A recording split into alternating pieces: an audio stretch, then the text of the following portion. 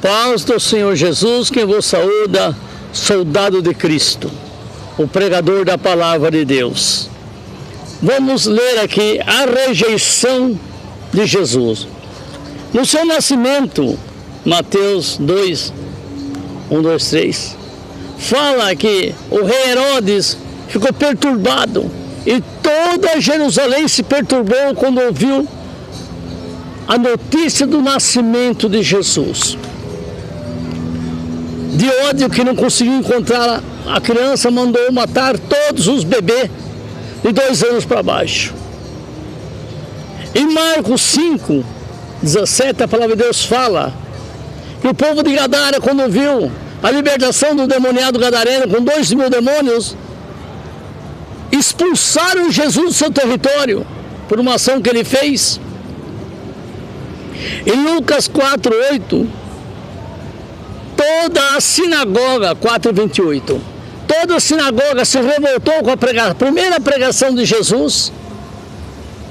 Levaram ele nas costas, lá na montanha, para jogar ele lá de cima, ou precipitarem, porque recusaram a pregação de Jesus.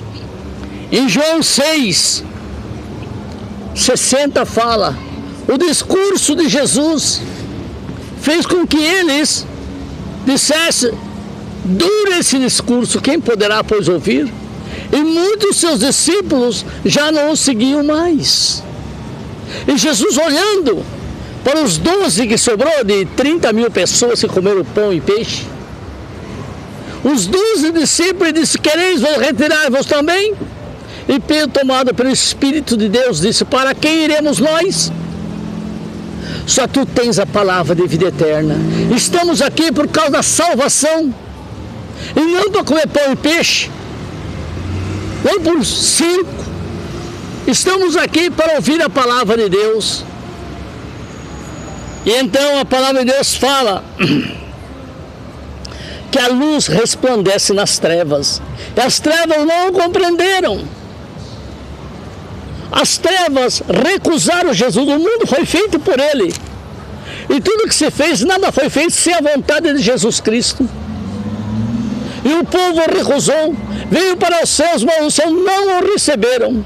Mas toda a pessoa que recebeu Jesus de coração aberto, Deus deu-lhe o poder de serem feitos filhos de Deus, os que creem no seu nome, que não nasceram da vontade do homem e da mulher, mas nasceram da vontade de Deus. E a palavra de Deus fala, Deus não foi ouvido no jardim do Éden, mas Satanás foi ouvido. No deserto, transformou-se a palavra de Deus. Os israelitas preferiram um bezerro, um quadrúpede que pasta capim, no lugar de Deus. Sempre Deus foi recusado. Ele veio pessoalmente na terra, no corpo de um homem chamado Jesus Cristo, e trocaram por um bandido chamado Barrabás. E assim era no passado, e assim é no presente, será no futuro, quando Jesus governar a terra por 1000 anos, o milênio de Cristo, voltará o ódio do povo sobre ele. Em Salmo 9 fala, me deram ódio pelo meu amor. E aqui fala, como eu, miserável Antônio Almeida, o pregador, como eu espero ser aceito por esse povo, como eu espero o povo gostar do que eu prego, se recusaram Deus, recusaram Jesus, recusaram todos continuadamente até hoje. Eles ignoram ou se revoltam.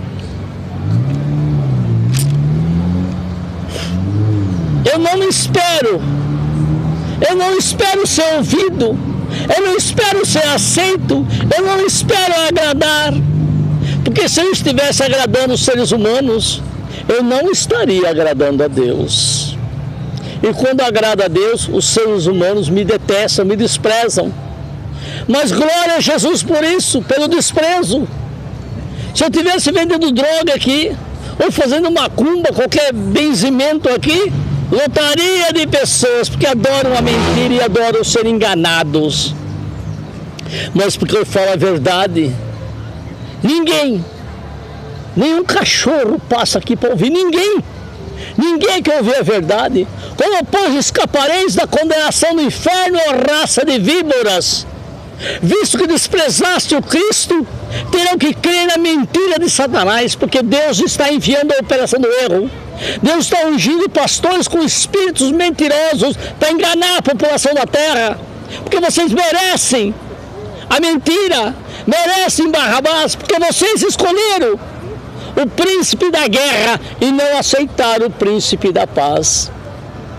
Veja como está acontecendo no mundo, onde o mal é aceito sem discutir.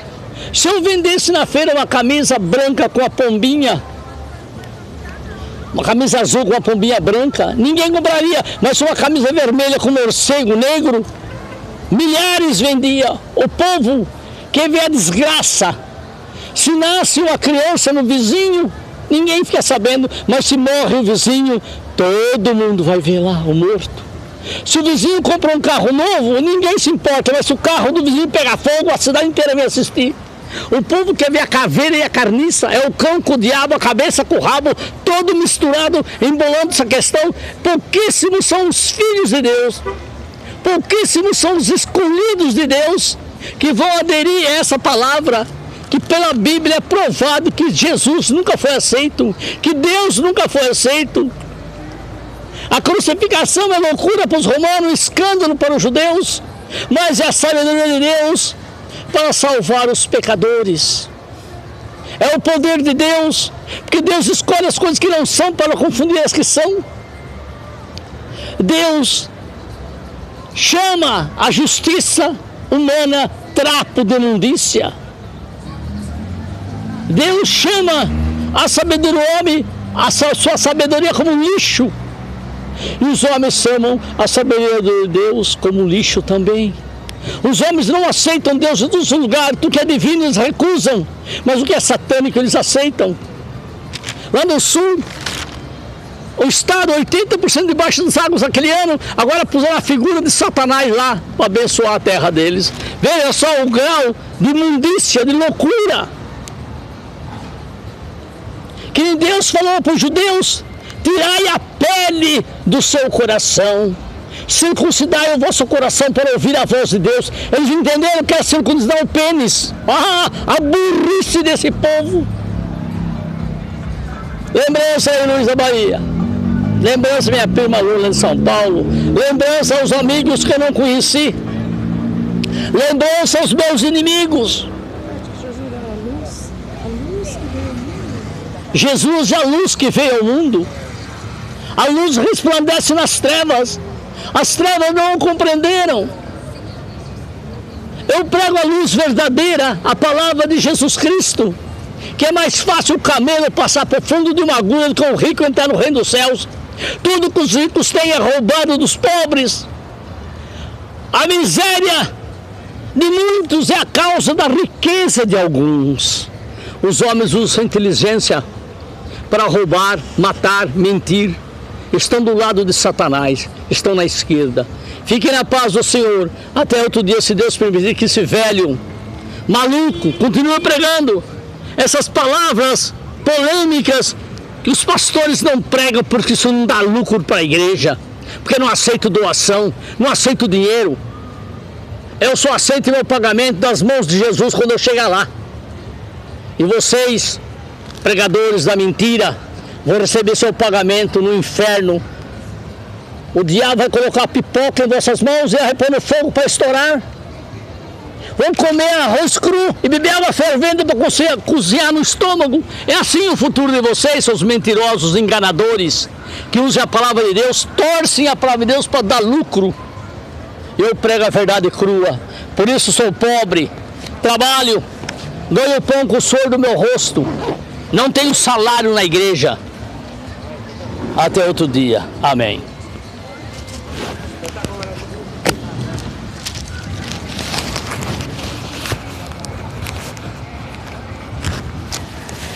Glória a Deus. Paz do Senhor Jesus seja com os irmãos. Eu quero deixar aqui uma passagem no livro de 1 João 18. Não.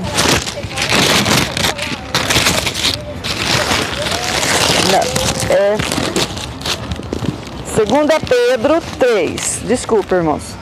Amados, escrevo-vos agora esta segunda carta, em ambas as quais desperto com exortação o vosso ânimo sincero, para que vos lembreis das palavras que primeiramente foram ditas pelos santos profetas e do mandamento do Senhor e Salvador, mediante vossos apóstolos.